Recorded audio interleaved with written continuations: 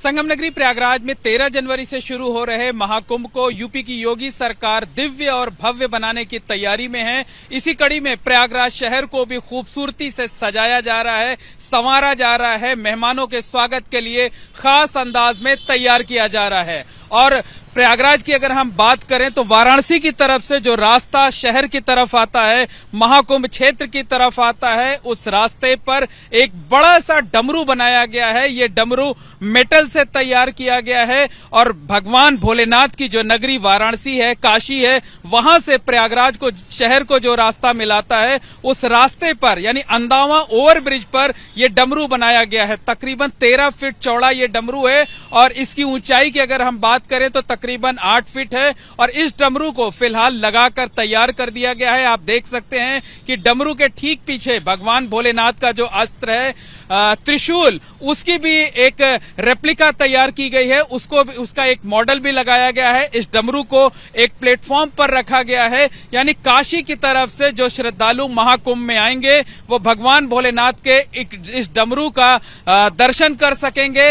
और इस डमरू को मेटल से तैयार किया गया है, खास तौर पर गाजियाबाद में इसे तैयार कराया गया है। 2.5 से 3 महीने का वक्त लगा है जब जाकर ये डमरू तैयार हो पाया है। उत्तर प्रदेश जल निगम की तरफ से इस डमरू को तैयार कराया जा रहा है और डमरू के लिए जो जगह निर्धारित की गई है उसे एक पार्क के तौर पर डेवलप किया जा रहा है, तैयार किया जा रहा है। और पीछे की तरफ जो हिस्सा है वहां पर एक स्वास्तिक, बड़े आकार का एक स्वास्तिक भी बनाया जा रहा है, यानी जब मेहमान घर आते हैं या कोई शुभ कार्य होता है तो स्वास्तिक बनाया जाता है, उसके जरिए खास अंदाज में स्वागत किया जाता है। तो हमारे साथ इस डमरू को बनाने वाले जो कॉन्ट्रैक्टर हैं नागेंद्र जी, वो यहाँ पर मौजूद हैं। नागेंद्र जी बताइए, कितनी मेहनत से इसको तैयार किया जा रहा है? सर लगभग 1.5 से 2 महीने हो गया इसके फाउंडेशन को भाई बेस से रेडी करते करते, तो आज ये प्रारूप इसको दिया गया है और ऐसा लग रहा है कि अब करीब करीब ये फुलफिल होने को आया हुआ है।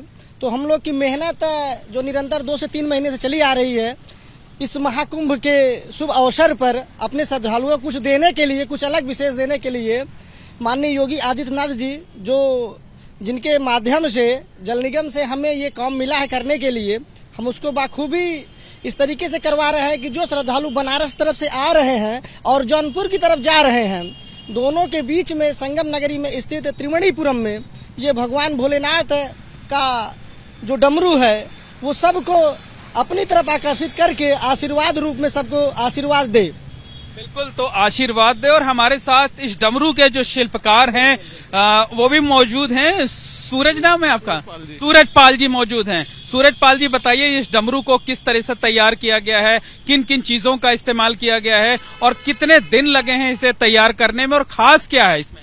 सर, इसको तैयार करने में लगभग 3 से 3.5 महीने लग चुके हैं। सबसे पहले इसको लकड़ी का इसका रेप्लिका बनाया गया था, उसके बाद में ये इसका हमने मोल्ड बनाया, डाई बनाया फाइबर में, और फाइबर के बाद हमने इटालियन प्रोसेस के थ्रू वैक्स में इसको कन्वर्ट किया। वैक्स में कन्वर्ट करने के बाद हमने इसका डी वैक्सिंग किया। डी वैक्सिंग करने के बाद फिर हमने इसमें मेटल पोर किया, उसके बाद हमने इसका मेटल वेल्डिंग और फिनिशिंग का कार्य किया। अच्छा, इसमें कौन कौन से मेटल का इस्तेमाल किया गया है? सर, ये ब्रॉन्ज मेटल है, इसको लोग बोलने वाले कांसा भी बोलते हैं, लेकिन हम लोग इसको ब्रॉन्ज बोलते हैं। अच्छा, हम देख रहे हैं से इतनी खूबसूरती से तैयार किया गया, जिस तरह से डमरू में ऊपर रस्सी बंधे होते हैं और रस्सी का जो एक बल जिसे बोला जाता है, यानी फोल्ड जहां से होती है, वो तक यहां से साफ नजर आ रही है। जी सर, अब क्या बहुत बारीकी से काम। बिल्कुल सर, बहुत बारीकी से काम किया गया है। कितने कारीगरों की टीम, आप और आपके साथ आपके कितने सहयोगी लगे हुए थे जो करीब 3.5-4 महीने में से तैयार कर पाए हैं? सर, मान के चलिए हमारे लगभग 20 से 22 लोगों की टीम थी हमारी, जिन्होंने इसमें काम किया। और इसको करते हुए हम लोगों को कम से कम मेटल का प्रोसेस करने में हमको 2 महीने लग गया पूरा। तो निश्चित तौर पर कहा जा सकता है कि प्रयागराज शहर में महाकुंभ क्षेत्र में के एंट्री पॉइंट पर लगाया गया ये डमरू, जब मेला शुरू होगा, जब लाखों की, करोड़ों की संख्या में श्रद्धालु इधर इस तरफ से आएंगे, तो ये उनके बीच आकर्षण का केंद्र रहेगा और ये डमरू खास अंदाज में तीर्थयात्रियों का, श्रद्धालुओं का स्वागत करेगा। तो प्रयागराज में अकेले ये डमरू ही नहीं तैयार किया जा रहा है, बल्कि यूपी की योगी सरकार पूरे शहर को खूबसूरती से तैयार कर रही है और इसी तरीके की तमाम दूसरी चीजें भी आपको शहर में जगह जगह देखने को मिलेंगी। कैमरामैन राजेश कुमार के साथ Mohammad Moin, ABP News, Mahakumbh Nagar, Prayagraj. For exclusive and insightful videos, subscribe to our new channel ABP Live Premium.